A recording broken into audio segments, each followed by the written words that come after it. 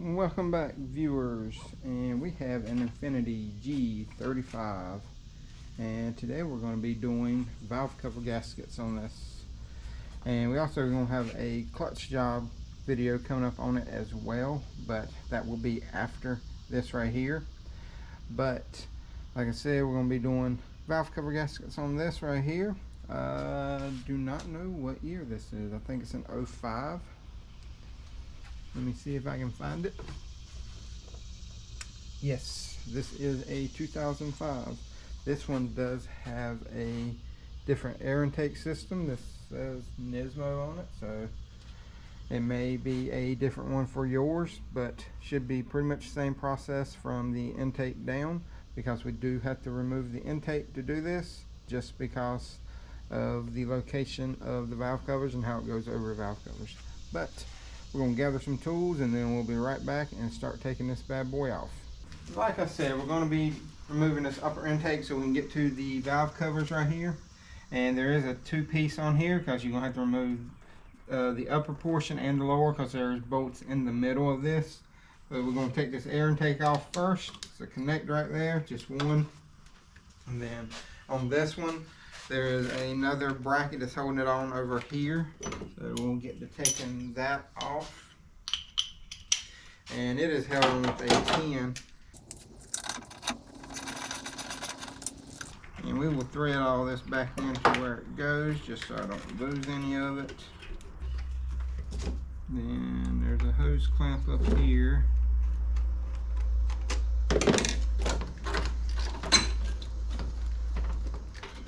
There's the air tube on the bottom. Let me get a pair of pliers.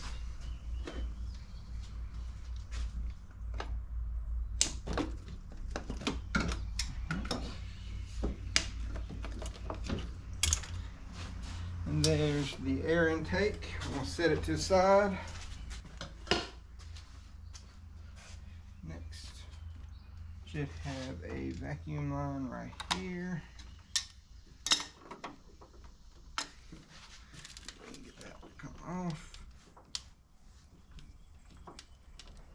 Okay.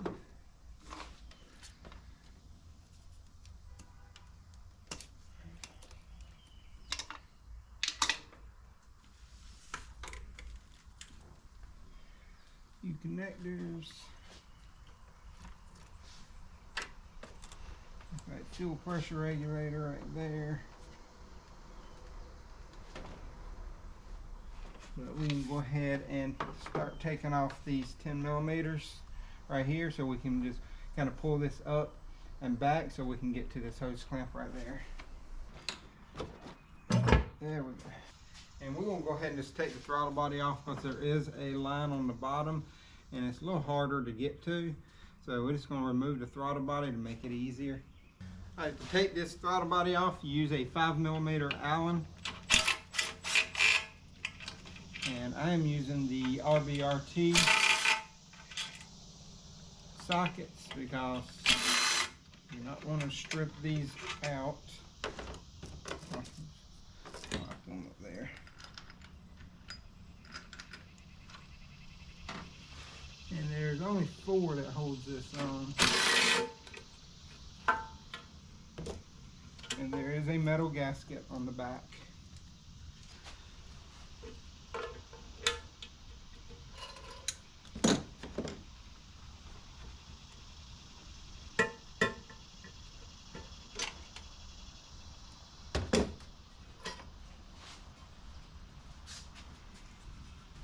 Here's your intake right here. This is the upper portion.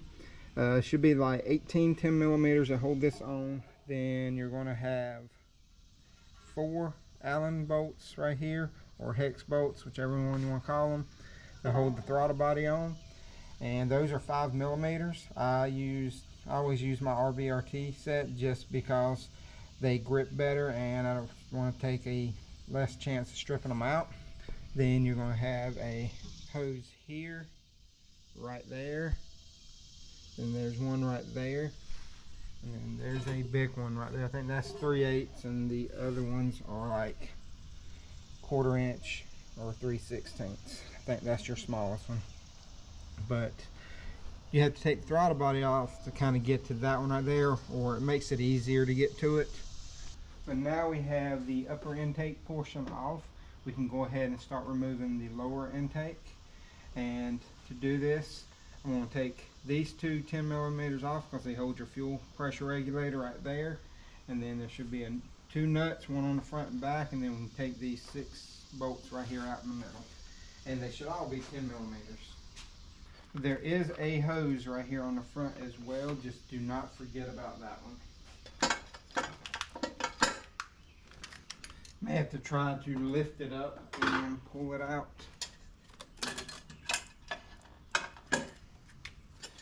That hose is a little tight, and there we go. And there's your lower intaker right there. If we can get this crossover pipe off, I will leave it on that one. Now I'm going to take the wire harness off over here just so I can get a little bit more clearance.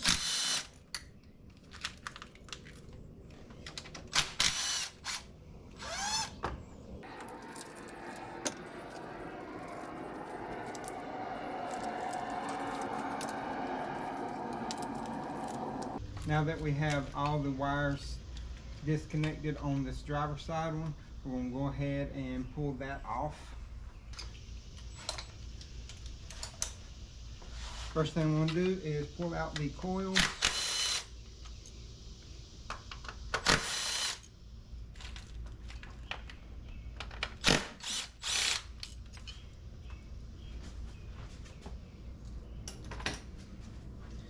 These coils are numbered for some reason, so we're going to keep them in the same order in which they came out.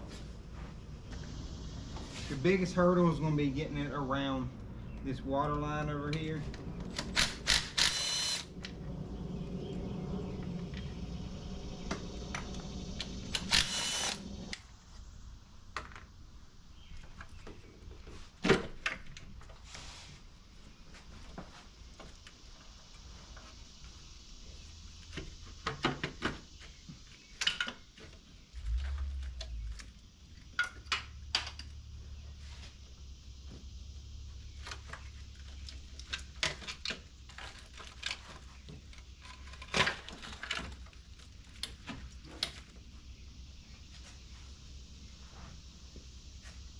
So here's the valve cover right here, and when I removed the coil, I noticed there was some oil on the coil when I removed it from this cylinder. I believe that is cylinder number 6, I believe. But whenever I pulled it out and I flipped it over, the seals are extremely hard. I can barely even move them. Like this center one right here is super hard. I don't see how that one wasn't leaking, because this was the one that was leaking. And this back side right here is the hard part, but this right here will not move at all.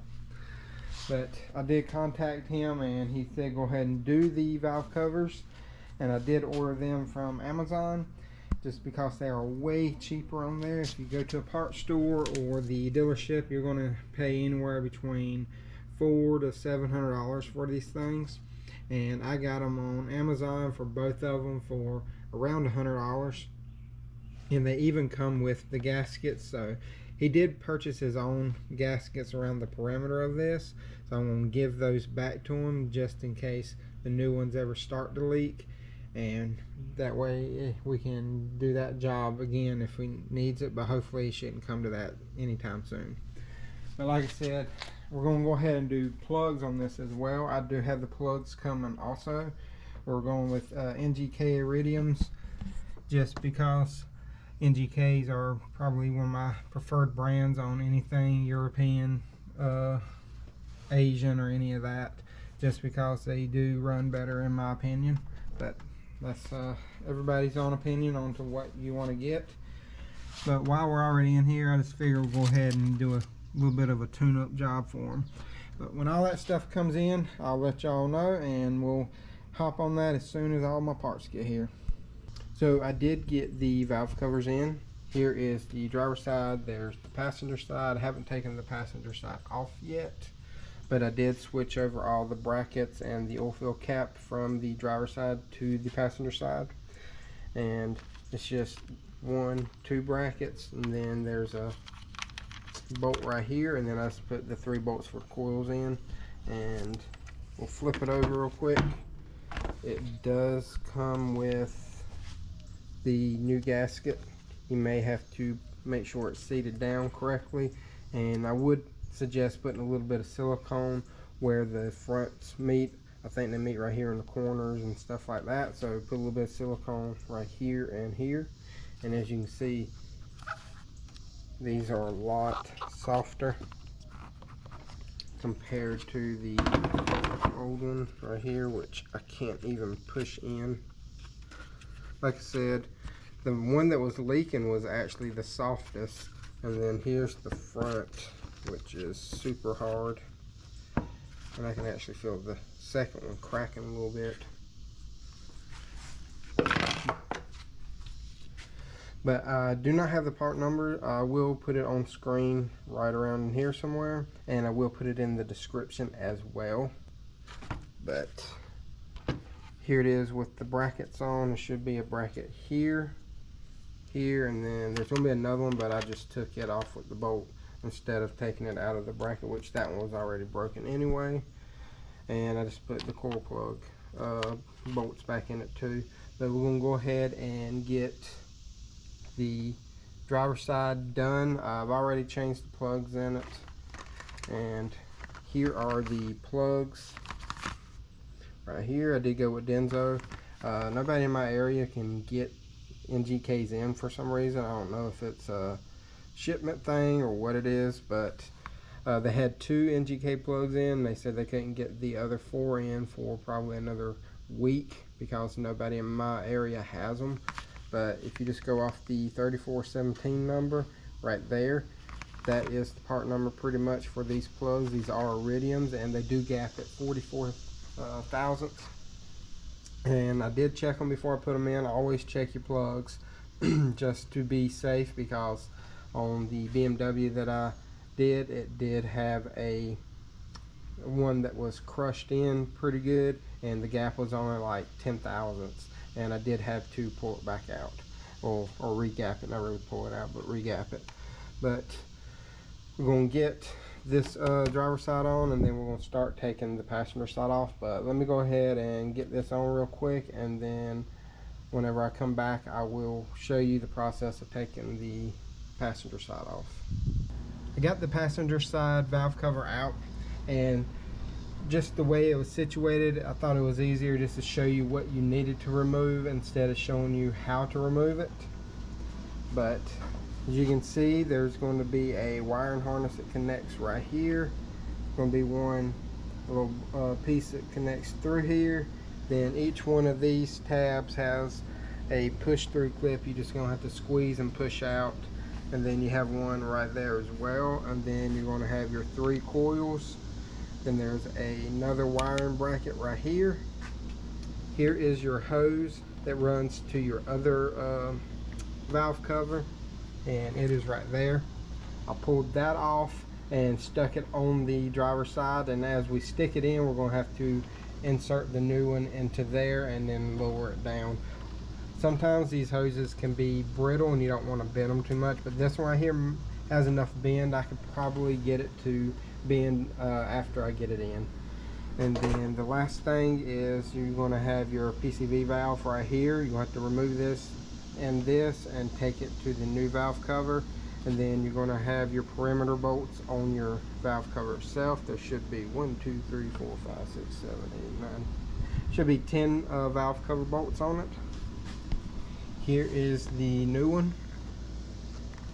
Like I said, it's got the new seals in it, got the new gasket. But while I got it at this point right here, I am going to go ahead and do the plugs on it. So we'll pull those out, and then while I install it, I will show you how I installed it, because it is a little tricky to get it out. As you can see, this little cutout portion right here, this is on the front. You're going to have to line it up so that the solenoid switch right here, it clears that. You're going to have to kind of pull it up, then pull the back up and slide it back just a little bit just to clear this little notch right there. But let me go ahead and change the plugs, and after I do that I will show me installing the new valve cover just so you can get an idea about how it came out. Oh, another thing I did do was take the fuel pressure regulator assembly out the back of the fuel rail just so I would have some clearance on that as well. But here is the wiring harness. You can move it around enough to get it to clear out of the way also. Now we're going to put the valve cover back in.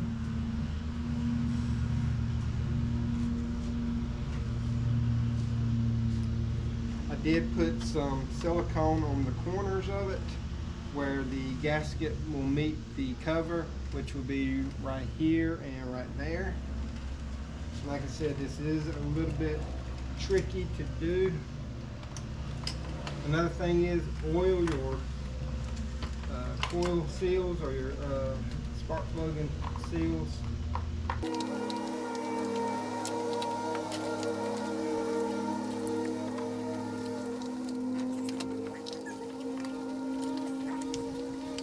Make sure that you're clearing everything.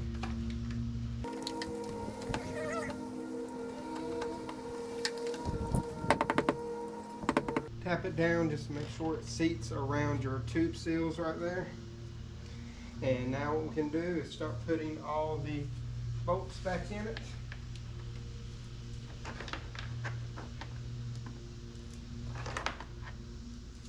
The hardest bolt to get to is this back corner one right here, and you're going to have to use, well, what I used was a 3-inch extension with a 1-inch extension on it, and that got you just enough clearance with a 3/8 ratchet to get right down in there to break it loose, and it should get you back down in there to tighten it up as well. So for the front bolt over here, this is what I'm using right here. It is a 1/4 inch, and you can use any 1/4 inch ratchet, but I'm just using this extension and a 1/4 inch 10mm. You can see it's got like a thinner wall on it, and if you get down past that solenoid, a lot easier than a 3/8 would. I mean, it still touches, but a 3/8, the way it pops out, it will not let you get a good bite on it, and you can actually round the head of it off. And then on this very back one, this is what I'm using right here. It is that's the 10mm. See how it does on the 3/8, but it is a 1-inch extension with a 3-inch extension, and it lets you get in there just enough to actually tighten it down. Now our next step is to put the coils in, and I'm going to put a little bit of dielectric grease in there just so they don't stick to the plugs.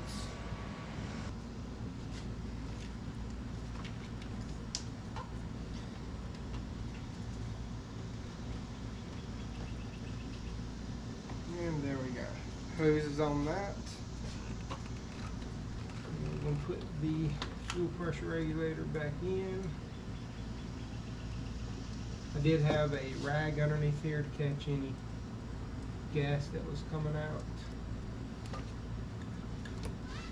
Alright, so that right there should do it. I'm not going to put the intake back on because I am going to be putting the transmission in, and to get to the top bell housing bolts, it is easier with the intake off because I can lean over and grab them from up here, which I've already got them out. But it's just the reversal of the removal process. I will put all your torque specs in the description below, and if you have any other torque specs that you may need that I did not put in the description, just hit me up in the comment section and I'll get to them as soon as I can.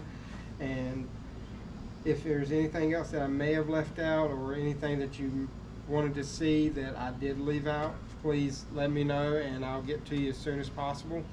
But I appreciate y'all viewing the video, and if you enjoyed the video, please like, subscribe, and hit that notification bell because it does help out the video. And I will have some Colorado content coming soon because I did just purchase control arms, airbags for the front, and drop spindles for the frame that I'm using, and that's going to be the first major I guess project next build that I'm going to be showing is putting on the airbags on the front, the control arms, and the drop spindles, just so I can show everybody how to cut it out, and then I'll start building the frame after that. But that's going to be for a different video. Like I said, that's for the Colorado. But I do appreciate y'all viewing and subscribing to the channel, and until next time, y'all have a great day.